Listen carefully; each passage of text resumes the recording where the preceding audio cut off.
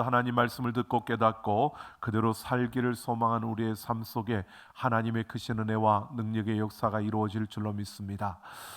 설 연휴를 맞이하면서 우리 많은 이들이 이동을 하고 또 고향을 방문하고 또 가족끼리 여행을 떠나는 이들도 있는 것 같습니다. 여러분, 우리가 생각해 보면 어떤 낯선 곳, 또 우리가 가보지 못했던 어떠한 곳을 가기 위해서 우리가 참 많은 것을 준비하기도 합니다. 그러는 가운데 여러분, 어떤 것을 우리가 가봤던 곳을 또 간다 할지라도 참 많은 분들이 준비를 하고 가는데, 그 준비하는 것 중에 제일 많은 부분이 뭐냐 하면 날씨를 가장 많이 보더라고요. 그래서 연휴 기간 동안에 어떤 날씨인가 많이 살피기도 하고, 저도 여러 번 봤습니다. 봤으면서도 또 보게 됩니다.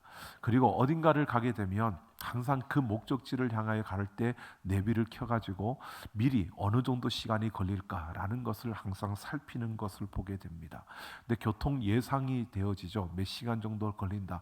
근데 특별한 경우가 없으면 거의 그 예상이 맞는 것 같습니다. 그런데 참 정확하진 것은 아니기 때문에 또 우리가 가면서 여러 가지 내비도 그냥 하나가 있는 게 아니라 여러 종류가 있으니까 그 종류들을 하나씩 다 해보고 어느 정도 시간이 걸릴까 이런 것을 예상해보고 어떤 길로 가야 할까 이런 것들을 예상해보는 게 우리의 손길입니다. 왜? 낯선 곳을 가고 또 아는 곳이라 할지라도 그냥 가는 곳이라 할지라도 어느 정도 시간이 걸릴까 이런 것들이 궁금하기 때문에 우리가 그렇게 검색을 하는 것 같습니다. 여러분, 이스라엘 백성들이요, 지금 가나안 땅을 향하여 들어가는 그 입구에서 정탐꾼을 보내었고, 여호수아를 통해서 정탐꾼을 보낸 이스라엘 백성들, 그들은 기다리고 있는데 그 정탐꾼들은 그냥 엿보려고 들어갔는데 가서 보면서 우연한 한 만남을 이룬 겁니다. 기생 라합과의 이 만남, 우연한 만남인 것처럼 보여지지만 이것은 그냥 우연한 만남이 아니라 놀라운 하나님의 계획이었고, 하나님께서 그들에게 허락하신 놀라운 그러한 생명의 역사를 볼 수 있었던 그러한 만남이었다는 것입니다. 여러분, 지난주에 이어서 우리가 이 정탐꾼과 라합이 만나서 그 정탐꾼을 도와주는 라합의 이야기를 지난주에 보았다면, 이제 그 정탐꾼과 라합이 언약을 맺는, 약속을 맺는 이 장면을 오늘 우리가 함께 살펴보려고 합니다. 라합과 정탐꾼 사이에 약속이 맺어지는데 그들이 무엇을 약속하고 있는지, 그리고 그 약속의 의미가 어떠한 것이며 또 그 약속을 붙들고 있는 라합, 그리고 그 정탐꾼, 이들의 마음, 이들의 결단은 어떠한 것인가를 우리가 함께 살펴보면서 이 시대를 살아가는 우리가 어떤 믿음으로, 우리가 어떤 말씀을 붙들고 우리가 어떻게 살아가야 할 것인가를 오늘 함께 생각해 보려고 합니다. 오늘 12절 말씀을 보면 라합은 내가 너희를 선대하였은즉 너희도 내 아버지의 집을 선대하도록 하도록 하나님의 이름으로 맹세하고 증표를 내라라고 이렇게 말합니다. 그러니까 내가 너를 선대했으니까 너도 나에게 선대하는데, 그냥 선대하는 게 아니라 이 선대를 위해서 하나님의 이름으로 맹세하고 증표를 내라는 겁니다. 그러니까 하나님의 그 이름으로 표적을 달라는 겁니다. 여러분, 지금 이것은 이 라합이요, 요구를 하는 거죠. 근데 요구를 하는데 이 요구를 우리가 어떻게 보면 그냥 얼핏 보면은 거래를 하는 것처럼 보여지기도 합니다. 그런데 거래라고 하는 것은 나한테 이익이 되어지는 것으로 하는 것이고, 또 손해보는 거래는 하지 않습니다. 거래를 한다는 것은 결국 나한테 이익이 되는 것을 가지고 하는 건데, 이거는 지금 라합의 입장에서 보면은 여리고 성 자체는 체계적이고 아주 구조적이고 사회적인 그러한 체계를 갖춘 곳이었고, 군사들도 잘 훈련된 자들이었습니다. 그런 것과 이스라엘 백성들의 모습을 생각해 보면 그들은 그야말로 오합지졸의 모습이었습니다. 그런데 이들과 여리고성에 있는 이 여인이 거래를 한다. 이거는 거래가 성사될 수 없는 겁니다. 왜? 손해를 보니까. 여러분, 우리가 그렇게 말하지 않습니까? 장사하시는 분들이 내가 미치고 판다, 손해보고 판다 그러지만 그거 다 거짓말이라는 거 아시잖아요. 절대 미치고 안 팝니다. 손해 보고 팔 리가 없습니다. 그렇게 팔 때는 뭔가가 이유가 있기 때문에 그렇게 파는 거죠. 그러니까 싼 게 비지떡이라는 말이 참 맞는 겁니다. 우리가 잘 생각해야 됩니다. 그런데 여러분, 이 라합이 굳이 지금 정탐꾼하고 이렇게 거래를 할 이유가 없는 그런 상황 속에 있는 건데, 이 여인이 내가 너희를 이렇게 선대했으니까 너희도 나를 선대하라 라고 이렇게 말하면서 하나님의 이름으로 표적을 달라는 것입니다. 여러분, 여기에서 선대라고 하는 이 단어가 14절에서는 인자라고 하는 단어하고 똑같은 단어인데, 이 단어가 헤세드라는 단어입니다. 여러분, 이 헤세드는 성경에 참 많이 나오는데 여러 단어로 번역이 되어져 있습니다. 은혜, 인애 또는 인자, 긍휼, 사랑, 여러분 이런 모든 단어들로 번역이 되어져 있는 헤세드, 이 단어는요, 하나님의 성품을 그대로 보여주는 그러한 단어가 이 헤세드입니다. 그래서 예수님을 이 땅에 보내주신 아버지의 사랑, 그 역시 헤세드라고 하는 겁니다. 그러니까 이 헤세드라고 하는 것은 하나님의 그 긍휼, 은혜, 인자, 사랑, 자비, 이 모든 것을 품고 있는 단어인데, 이 단어를 여기에서 선대라고 이렇게 번역을 하고 있지만, 헤세드라고 하는 이 단어는 우리에게 뭘 의미하느냐 하면, 이 지금 라합이요, 단순한 호의나 그런 대가를 바라면서 지금 말하고 있는 것이 아니라는 겁니다. 하나님의 은혜와 자비를 구하고 있다는 것을 말해주고 있는 겁니다. 그러니까 라합은 지금 눈에 보이는 그러한 가치를 쫓는 게 아니라 보이지 않는 가치, 하나님의 은혜와 하나님의 구원, 하나님의 그 사랑을 지금 구하고 있는 겁니다. 그러니까 하나님의 그 은혜와 그 자비와 사랑을 나에게 부어주고 그것을 나에게 준다는 확실한 하나님의 그 은혜의 증표를 나에게 달라고 말하고 있는 겁니다. 그러니까 라합은 지금 이스라엘 백성들이 그 땅으로 들어올 때 일어날 그 전쟁을 그냥 칼의 싸움, 무기의 싸움, 또 군사 그 병력들의 힘의 싸움으로 보지 않고요, 그 싸움을 바로 하나님의 은혜와 자비의 싸움으로 그가 보고 있는 겁니다. 그러니까 누가 강하냐 이 편을 택하는 것이 아니라 그는 하나님의 약속에, 하나님의 그 은혜와 긍휼에 자신의 전생의 그 운명을 걸고 있는 이 라합의 모습을 우리에게 보여주고 있는 겁니다. 이것은 결국 라합이 그 정탐꾼에게 이렇게 말하고 있는 겁니다. 그 안에 담겨진 의미는요, 나는 하나님의 은혜가 필요하고 그 은혜로 나는 살 수 있습니다. 그러니까 그 하나님만을 나에게, 그 하나님의 은혜가 나에게 부어지는 그 확실한 표징을, 그 증거를 나에게 달라고 요구하고 있는 겁니다. 그러자 14절을 보면 이 정탐꾼들이 라합에게 그러면 이 모든 사실을 누설하지 말라라고 그렇게 말하면서요, 목숨을 건 언약을 맺는 겁니다.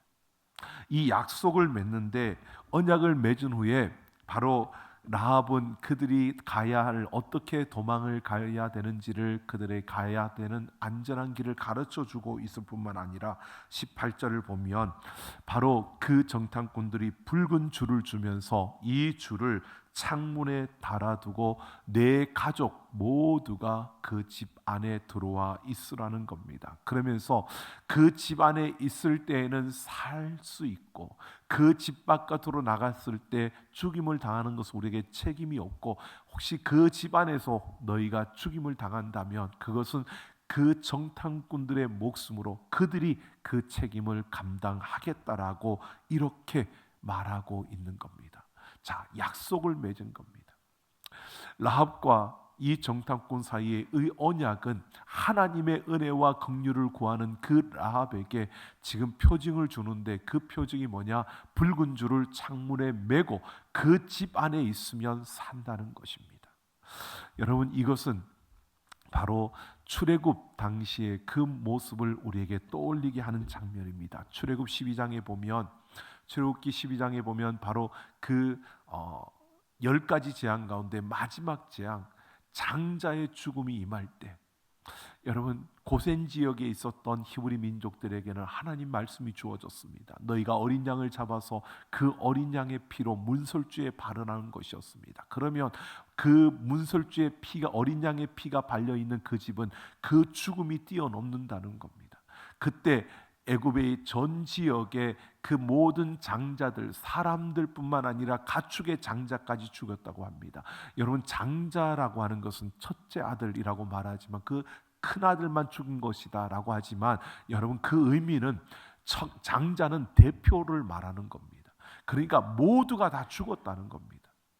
애굽의 모든 사람들이 죽고 모든 가축이 다 그 죽음에, 그 어둠에 다 죽임을 당하는데, 그런데 문설주의 어린 양의 피를 바른 그 히브리 민족에 들어있는 그 집은 그 죽음이 뛰어넘었다는 겁니다. 그래서 이스라엘 백성들이 우리가 이렇게 구원을 받았다라고 하며 유월절을 지키는 것입니다. 여러분, 그 밤에 문설주의 어린 양의 피가 발린 그 집에는 그들이 들어가 있으면 안전했고 그들은 생명을 건질 수가 있었습니다. 바로 이 약속을 지금 라합에게 하고 있는 겁니다. 붉은 줄을 창문에 메어두면 그 집 안에 들어와 있는 자들은 산다는 겁니다. 그들은 안전하게 지켜주겠다는 것입니다. 바로 이렇게 그들이 붉은 줄을 메어두면 그곳은 안전하다라고 말하고 있는데요, 이것은 그 언약, 그 집안에 있었던, 나중에 보면 그 집안에 있었던 사람들은 다 생명을 얻게 되었습니다. 여러분, 여기에서 말하는 이 붉은 줄을 묶으라고 하는데, 붉은 줄이라고 하는 이 단어, 이 히브리어가 무엇을 말하느냐 하면 소망이라는 뜻을 품고 있습니다. 그리고 붉은이라고 하는 이 단어는 피의 색깔을 말하는 겁니다. 그러니까 어린 양의 피, 그 색깔, 그 피가 바로 그 소망을 열어준다라고 하는 이런 의미가 이 붉은 줄이라는 그 단어 속에 품어져 있는 그러한 의미입니다. 그러니까 어린 양의 피가 그들에게 소망을 안겨준다는 겁니다. 이것이 붉은 줄인데, 이 붉은 줄을 창문에 매라는 것이었습니다. 바로 창문에 붉은 줄을 매므로 하나님의 은혜와 긍휼에 자신들의 운명을 거는 겁니다. 여러분, 그들이 들어왔을 때 우리가 살기 위해서 붉은 줄을 매고, 그리고 그 붉은 줄이 메어져 있는 그 집 안에 있으면 우리는 산다. 이것은, 그리고 그 안에 들어와 올 수 있다는, 그 안에 들어와 있는 것은 결국 거기에 자신들의 모든 것을 거는 것입니다. 여러분, 어떻게 생각하면 그냥 붉은 줄, 창문에 붉은 줄 하나 묶어 놓는 거, 그거 뭐 그냥 줄 하나 묶어 놓은 건데, 이렇게 그냥 보면 볼 수가 있는데, 이 붉은 줄은 결국 어린 양의 피가 우리에게 소망을 열어준다는 이러한 의미를 담고 있는 것입니다. 여러분, 이런 의미를 담고 있는 이 붉은 줄이요, 성경에서 세 군데 똑같이 보여지는 곳이 있습니다. 그 첫째는 출애굽기 26장 1절에 보면 성막을 만들 때 홍색 실로 10폭의 휘장을 서로 연결하여 만들게 했습니다. 그러니까 성막을 만들 때 그 성막을 감싸는 그 휘장들을 그냥 만드는 게 아니라 이 홍색 실, 바로 붉은 줄, 똑같은 단어인데요, 이 붉은 줄로 이것을 서로 연결하게 하여서 만들었다는 겁니다. 여러분, 성막은 하나님이 모세를 통하여서 짓게 만든 겁니다. 근데 그것은 하나님의 임재의 상징일 뿐만 아니라 이 성막은 장차 지어질 성전을 의미하는 거고, 여러분, 우리가 아는 것처럼 성전은 예수님께서 그 성전을 3일 만에 허물고 그리고 다시 지을 수 있다라고 이렇게 말하는 것은 자신의 육체를 가리켜 말하는 것입니다. 바로 예수님은, 이 성전은 예수님을 가리키고 있고 예수님을 보여주고 있는 것이 그 성전입니다. 바로 이처럼 그 성전을 가리키는, 예수님을 상징하는 그 성막을 바로 붉은 줄로 서로 연결하게 하는, 그러니까 붉은 줄이 묶여져 있는 그러한 모습을 우리에게 말해주고 있는 거고요. 그리고 두 번째로 보면 출애굽기 28장 5절에 보면 제사장이 입는 옷이 에봇인데, 그 에봇을 만들 때 홍색 실로, 즉 붉은 줄로 그것을 만들게 되어 있습니다. 그러니까 이 에봇은 제사장이 입는 옷입니다.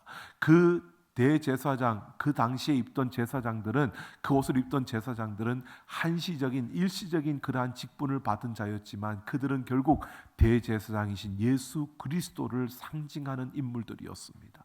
그러니까 예수 그리스도의 옷 입은 그 옷에 그 피가 흐르는 그 상징으로 붉은 줄로 그 옷을 그렇게 만들게 되어져 있었다는 것입니다. 뿐만 아니라 세 번째로 보면 레위기 14장 49절에 보면 나병이 고침을 받았을 때, 여러분 그 나병이 고침을 받으면 홍색 실로, 제사장에게 가서 홍색 실로 정결하게 하라라고 이렇게 말씀합니다. 붉은 줄로 정결하게 하라는 겁니다. 여러분, 이 나병이라고 하는, 성경에서 말하는 나병은 우리에게 어떤 의미를 가지고 있느냐 하면요, 이 나병의 특성은 무감각해지는 겁니다. 그러니까 죄가 우리 안에 들어와서 우리를 무감각하게 만들어 버리는 이러한 죄의 특성을 보여주는 게 이 나병입니다. 그래서 죄가 어떠한가를 우리에게 그대로 보여주는 그러한 의미로 이 나병을 이야기하는데, 그 많은 병들 중에서요, 여러분 다른 병들은 나오면 그냥 의사에게 보여서 내가 나았는지 확인을 하면 됩니다. 그런데 이 나병만큼은 나으면 어떻게 하느냐? 제사장에게로 가라고 했습니다. 여러분 다른 병들은 그냥 나오면 의사들한테 보이고 나았는지 안 나았는지 그러고 끝나는 겁니다. 그런데 이 나병만큼은 나으면 어떻게 해요? 제사장, 의사가 아니라 제사장에 가서 보이고 그 제사장은 홍색 실로 붉은 줄로 정결하게 하라고 이렇게 말하고 있는 겁니다. 그러니까 나병이 치료되었느냐 안 되었는가를 가늠하는 것이 바로 그 붉은 줄이었다는 것입니다. 여러분, 이 붉은 줄은 결국 우리에게 뭘 의미하느냐? 여러분, 우리가 잘 알고 있는 것처럼 우리 죄를 대속하기 위해서 십자가에 설려주신 예수 그리스도의 보혈을 말해주고 있는 겁니다. 바로 예수 그리스도의 그 보혈, 그 십자가의 그 보혈, 그 예수님의 피, 이것이 바로 그 붉은 줄이라는 것을 우리에게 말해주고 있는 겁니다. 그리고 오늘 보십시오. 그 붉은 줄을 묶어 그 집 안에 들어와 있던 그 라합과 그 가족들은 살아납니다. 여호수아 6장 25절을 보면 나중에 그 결과를 이렇게 말하고 있습니다. 여호수아가 기생 라합과 그의 아버지의 가족과 그에게 속한 모든 것을 살렸으므로 그가 오늘까지 이스라엘 중에 거주하였으니 이는 여호수아가 여리고를 정탐하려고 보낸 사자들을 숨겼음이었더라 라고 합니다. 자, 기생 라합과 그의 가족들과 그 붉은 줄로 묶여져 있는 그 집안에 있던 모든 것들은 어떻게 해요? 살았다는 겁니다. 자, 보십시오. 붉은 줄, 어떻게 보면 그냥 줄 하나밖에, 줄입니다. 그냥 눈에 보이는 줄인데 이게 무슨 힘이 있는 것도 아닙니다. 그런데 그 줄을 창문에 묶고 언약한 대로 그대로 그 안에 들어갔더니, 그리고 그 안에 머물러 있었더니 어떻게 해요? 전쟁이 일어났는데 그 안에 있던 그들은 살아난 겁니다. 모두가 다 진멸하고 죽은 그 상황 속에서 지금 그 안에 있던 라합과 그 가족들은 산 겁니다. 여러분, 라합이요, 붉은 줄을 창문에 묶었습니다. 그리고 가족들에게 이제 전쟁이 일어나면 우리가 다 멸망을 당할 건데 우리가 살아야 된다. 살 수 있는 길은 우리 집, 이 붉은 줄이 묶여 있는 이 집 안에 있는 것이다. 그리고 가족들을 다 데리고 그 안에 들어간 겁니다. 여러분, 이렇게 한번 보십시오. 그냥 그렇구나라가 아니라 그냥 줄 하나 묶어놓고 거기에 오면 산다고 하면 여러분 거기 들어갈까요? 정말 그것은 그 붉은 줄에 자신의 모든 것을 걸고 있는 겁니다. 차라리 도망가자 그러면은 도망갈 수는 있을 것 같은데 그 안에 들어와 있으면 산다 그러면 여러분 그 상황 속에서 그 붉은 줄이 묶여 있는 그 집 안으로 들어간다는 것은 굉장히 큰 결단이 있지 않고서는 불가능한 겁니다. 라합과 그 가족들은 이런 결단을, 믿음의 결단을 한 겁니다. 이 붉은 줄에 자신들의 운명을 건 겁니다. 바로 여러분, 우리가 예수 그리스도 그 보혈에 우리의 모든 것을 걸고 있는 것처럼요. 여러분 생각해 보십시오. 믿지 않는 세상 사람들이 바라볼 때에 예수님의 그 십자가를 이야기하면 로마 그 시대의 십자가는 저주와 죽음의 상징이었습니다. 저주받은 자의 상징이었습니다. 그 십자가에서 죽음을 당했다는 것은 저주받았다는 건데 그 예수의 피가 우리를 구원했다라고 하면 여러분 사람들이 그걸 믿을 수 있을까요? 여러분 그때 그 예수가 나의 구세주라고 고백할 수 있다는 것은요, 믿음을 건 결단이 있기 때문에, 자신의 운명을 거기에다 건 결단이 있었기 때문에 그러한 고백을 할 수 있는 겁니다. 여러분 우리가 지금 이 자리에 나와서 예수 그리스도를 믿고 그 보혈을 의지하며 우리가 이렇게 하나님의 자녀로 예배 자리에 설 수 있는 것 또한 우리의 그러한 믿음의 결단을 통해서 여기에 나와 있는 것입니다. 여러분 이런 그 사람들이 볼 때 참 어리석게 보여질 수도 있고 사람의 눈으로 보이는 가치를 보고 보이는 것만 가치 있게 여기는 그들의 눈으로 볼 때는 그냥 붉은 줄 하나 묶어 놓았을 뿐인데 여러분 그것이 십자가의 그 은혜 그 능력의 통로였고 그것을 통해서 그들은 살림을 받은 것입니다. 살 수 있었던 겁니다. 여러분 우리를 위하여 십자가에서 죽어주신 예수 그 십자가의 보혈이 우리를 살려낸 줄로 믿습니다. 우리를 살려냈고요 뿐만 아니라 우리의 모든 삶을 보장하고 책임져 주시는 겁니다. 보십시오. 오늘 그 6장 25절에 보면 그가 오늘까지 이스라엘 중에 거주하였으니 라고 이런 단어가 문장이 있습니다. 이 라합이 오늘날까지 이스라엘 중에 거주하였다. 여러분 이 말은요 그가 지금 그때까지 살아있었다 이런 의미가 아니고요 무슨 의미냐면 지난주에도 말씀드렸던 것처럼 마태복음 1장에 보면 왕의 족보 예수님의 족보가 나옵니다. 그때 1장 5절을 보면 이렇게 말합니다. 살몬은 라합에게서 보아스를 낳고 보아스는 룻에게서 오벳을 낳고 오벳은 이새를 낳고 이새는 다윗 왕을 낳으니라.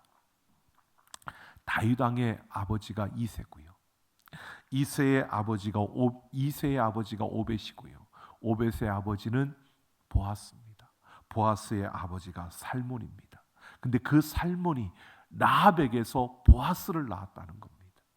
그러면 여러분 촌수를 따지면 이런 겁니다. 다윗의 여러분 증조 할아버지가 보아스고 고조 할아버지가 살몬인데 고조 할머니가 라합이라는 겁니다. 여러분 그 살몬이라는 이름이요 어떤 의미냐면 허물을 덮다라고 하는 뜻을 가졌습니다. 그러니까 가련하고 불쌍한 그 기생 라합 이 여인이요 살몬의 그 허물을 덮는 그와 함께함으로 한 가정에서 자녀를 낳았고 그냥 자녀를 낳고 행복하게 살았습니다라는 게 아니라 그 자녀를 낳았는데 그 자녀가 여러분 왕의 족보에 들어가서 그 후손을 통해 다윗 왕이 낳았고 그 후손을 통해서 예수 그리스도가 이 땅에 오셨다는 사실을 우리에게 분명하게 말해주고 있는 겁니다. 라합은 이러한 사실을 알지 못했을 겁니다. 그러나 그녀에게 주어진 삶 속에서 하나님이 그 붉은 줄로 묶여있는 그 집안으로 들어가는 이 결단을 했을 때에 살 수 있었고 사는 것뿐만 아니라 그녀를 통해서 하나님은 왕의 족보가 생겨나고 그를 통해서 다윗 왕이 그리고 예수 그리스도가 이 땅에 나게 하셨다는 것입니다. 여러분 오늘 우리는 이러한 것을 보게 됩니다. 라합이요 붉은 줄을 창문에 묶고 그 안에 들어가는 결단 이 용기는 다른 것이 아닙니다. 하나님의 은혜로 믿음을 가지게 되었고 믿음으로 결단하며 그 하나님의 약속의 말씀에 자신의 운명을 거는 선택을 통해서 그 안에 들어갈 수 있었던 겁니다. 그 안에 들어가 있었더니 그 하나님의 말씀을 붙들고 있었더니 살았습니다. 그리고 행복한 가정을 이루고 살았습니다. 그런데 그게 끝이 아니라 그 후손을 통해서 하나님은 왕을 세우고 예수 그리스도를 이 땅에 오게 하셨다는 겁니다. 여러분 오늘 이러한 놀라운 은혜와 그 역사들이 우리의 삶에 있기를 소망합니다. 오늘 우리는 어떠한 일이 일어날지 아무것도 모릅니다. 그러나 우리는 분명한 것은 지금 내가 예수 그리스도를 믿고 십자가의 그 보혈을 의지하고 내가 예수를 믿는 믿음으로 결단하며 그 한 걸음 한 걸음을 걸어갈 때에 우리는 영원한 생명을 얻고 살아납니다. 그리고 산자로 우리가 이 땅에 있습니다. 그리고 우리는 행복한 가정, 우리의 자녀들, 우리 손손들을 보면서 그렇게 걸어갈 겁니다. 그 앞에 어떤 일이 일어날지 우리는 알지 못하지만 그러나 결국 하나님 우리에게 이렇게 말씀해 주고 있습니다. 소망을 우리에게 열어주고 있는 겁니다. 바로 그 라합을 통해서 다윗 왕이라고 그 혈통을 통해서 예수 그리스도가 이 땅에 오신 것처럼 여러분 우리의 그 걸음을 통해 믿음의 그 결단, 하나님의 그 약속의 말씀에 우리의 운명을 거는 그 결단을 하며 우리가 십자가를 붙들고 그 보혈을 의지하며 나아갈 때 하나님 우리를 통해서 하나님의 놀라운 역사를 이루실 뿐만 아니라 그 안에 하나님의 놀라운 그 일들을 우리가 알지 못하고 우리가 기대하는 것보다 더 큰 역사들이 우리 앞에 펼쳐지게 될 줄로 믿습니다. 오늘 우리는 그 소망의 걸음을 걸어가고 있다는 사실을 우리가 기억하며 여러분 우리 한 걸음 한 걸음 하나님의 약속의 말씀에 우리의 모든 것을 걸고 그 예수 그리스도의 십자가를 붙들고 나아가는 그 걸음을 통해서 여러분 우리 한 걸음 한 걸음이 믿음의 거인의 그 걸음들이 되고 믿음의 아름다운 명가들을 세워가는 그러한 자들이 되기를 예수님의 이름으로 축원합니다. 여러분 창세기 12장 1절을 보면 우리가 잘 아는 아브라함이 하나님의 명령을 받습니다. 너는 너의 고향과 친척과 아버지의 집을 떠나 내가 내게 보여줄 땅으로 가라. 이 말씀을 듣고 아브라함이 일어섭니다. 여러분 그냥 하나님 말씀하셨으니까 당연히 그 말씀대로 가야지, 그렇게 가는 거 당연한 거야, 여러분 그렇게 생각하십니까? 물론 그렇게 우리는 믿음으로 생각할 수 있습니다. 하지만 생각해 보십시오. 한 번도 가보지 않은 땅입니다. 앞으로 어떤 일이 일어날지 여러분 불확실한 가운데서 나아가야 됩니다. 얼마나 불안했을까요? 자기 민족들 가운데 가서 사는 게 아니라 전혀 다른 그 민족들 가운데 들어가서 살아야 되는 겁니다. 여러분 얼마나 두려웠겠습니까? 여러분 아브라함이 여러분 원래 강한 사람이니까 아니요. 생각해 보십시오. 그 다음에 그 아브라함이요 그 가뭄이 일어났을 때 그 애굽 땅으로 내려가서 자기 아내를 그 사람들이 다른 민족 그 사람들이 그 예쁜 내 아내 때문에 나를 죽일까봐 아내를 죽일까봐가 아닙니다. 예쁜 아내 때문에 나를 죽일까봐 그래서 그 아내에게 내 누이라고 하라 그렇게 말하고 그 땅을 들어가는 아브라함. 여러분 그런 모습을 보면 어떻습니까? 여러분 아브라함은 소심한 사람입니다. 그죠? 굉장히 극소심한 사람입니다. 그런데 그런 아브라함이 아무도 알지 못하는 그 낯선 지역 그 이방인들에게로 들어가서 산다라고 한다는 것은요 굉장히 두려울 수밖에 없는 겁니다. 여러분 이 두려움과 불확실함에서 찾아오는 그 불안함 이것을 안고 가족들을 이끌고 가는 겁니다. 여러분 괜찮을까요? 아니요. 저는 이렇게 생각이 들어집니다. 제가 유학을 떠날 때 제 아내와 두 딸을 데리고 미국을 가는데 제가 미국 한 번도 안 가봤습니다. 처음 가는 때였습니다. 미국에 저를 알고 있는 저희 친척이나 누가 알고 있는 사람이 아무도 없었습니다. 그냥 저희 아버님이 알고 있는 어떤 목사님한테 연락을 해서 우리 아들 이렇게 유학을 가는데 좀 도와달라고 해가지고 그분이 공항으로 저를 마중 나오기로 한 그 약속만 가지고 간 겁니다. 저도 그분이 어떤 분인지 모르고 간 겁니다. 여러분 그냥 비행기를 탔지만 아시아나 비행기를 타고 가는데 12시간을 가면서 저는 굉장히 불안했습니다.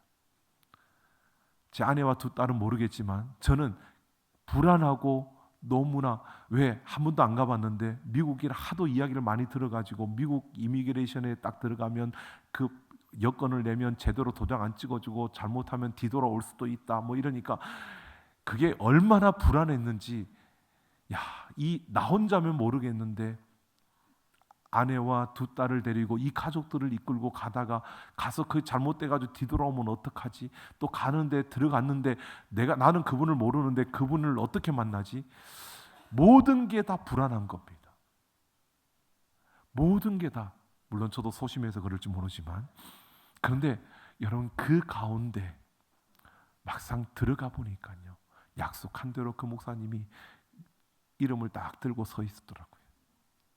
제 이름을 보고 너무 기뻤습니다. 근데 그러한 것들, 아브라함이요, 하나님의 약속을 믿고 가는데 생각해 보십시오. 하나님이요, 여호와 이레. 아브라함이 나중에 고백하잖아요.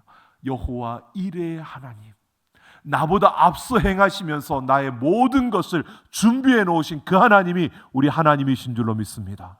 여러분, 우리는 그 하나님의 약속만 꽉 붙들고 그 약속만 따라서 나아가면 하나님께서 우리가 염려하지 않아도 모든 것을 예비해 두시고 준비해 놓고 기다리고 있다는 겁니다.